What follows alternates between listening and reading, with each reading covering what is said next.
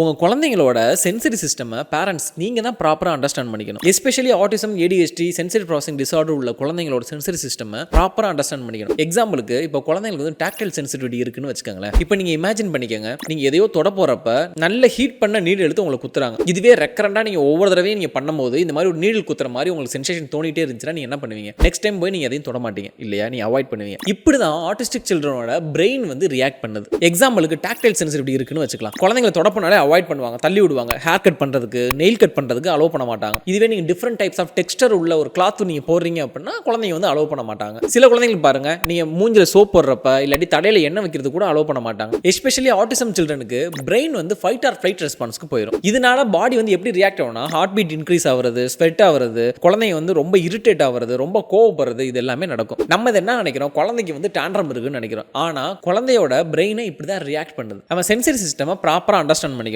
பிரெயின்ல இந்த limbic system இருக்கு. இதுதான் வந்து எமோஷனல் பிரெயின் சொல்லுவாங்க. இது என்ன பண்ணும் அப்படின்னா, யாராவது உங்களை அட்டாக் பண்ண வராங்க, இல்ல ஏதோ ஒரு டேஞ்சர் வரப்போகுது அப்படின்னு சொல்லிட்டு ரியாக்ட் பண்ணிக்கிட்டே இருக்கும். அப்போ குழந்தைங்க என்ன பண்ணுவாங்க? உங்களை தொடவே விட மாட்டாங்க. சில நேரம் குழந்தைங்க ஸ்கூலுக்கு யூனிஃபார்ம் போக மாட்டாங்க, ஷூஸ் போட மாட்டாங்க. சம்டைம்ஸ் வீட்டில் இருக்கும் போதே குழந்தைங்க வந்து ட்ரெஸ்ஸை ரிமூவ் பண்ணிக்கிட்டே இருப்பாங்க. இதெல்லாம் எதனால நடக்குது அப்படின்னா, இந்த சென்சரி சென்சிட்டிவிட்டினால தான் நடக்குது. இதுக்கு ஆக்குபேஷன் தெரபிஸ்ட் எப்படி ஹெல்ப் பண்ணுவாங்க அப்படின்னா, சென்சரி ப்ராசஸிங் இஷ்யூஸை டீசென்சிடைஸ் பண்ணணும். அது இல்லாம sensory diet, Wilbarger protocol, brushing protocol, messy play, இது மாதிரி நிறைய விதமான ஆக்டிவிட்டிஸ் இருக்கு. இது மூலமா தான் நம்மளால கண்ட்ரோல் பண்ண முடியும். அது இல்லாம இந்த கிளினிக்ல மட்டும் பண்ணா சரி ஆகாது. வீட்லயும் பேரண்ட்ஸ் வந்து நிறைய எஃபர்ட் போட்டு ஆக்குபேஷனல் தெரபிஸ்ட் சொல்ற பிரஷிங் புரோட்டோகாலையும் நிறைய விதமான டிஃபரெண்ட் டெக்ஸ்டர்ஸ்ல குழந்தைகளை நடக்க வைக்கிறதோ, இல்லாட்டி பேர் ஃபுட்ல நடக்க வைக்கிறதோ, கொஞ்ச நேரம் வாக்கிங் கூட்டு போறதோ, பிளே கிரவுண்ட் ஆக்டிவிட்டிஸ் தர்றதோ, டிஃபரெண்ட் டெக்ஸ்டர்ஸ்ல ட்ரெஸ்ஸஸ் நம்ம வியர் பண்ணி விடுறதோ, அதை குழந்தைங்களுக்கு கிராஜுவலா அக்செப்ட் பண்றதுக்கு நம்ம கொஞ்சம் கொஞ்சமா தான் நம்ம கொடுக்கணும். எடுத்த உடனே குழந்தைகளை புஷ் பண்ணீங்க அப்படின்னா மெல்ட் டவுன் ஸ்டார்ட் ஆயிரும். சம்டைம்ஸ் குழந்தைங்க வந்து ரொம்ப ஸ்கிரீம் பண்ணுவாங்க, அழுவாங்க, கத்துவாங்க. இதனால எதனால நடக்குது அப்படின்னா, நீ பண்ணியே ஆகணும்னு சொல்லிட்டு குழந்தைய புஷ் பண்றதுனால நடக்கிறது. ஸோ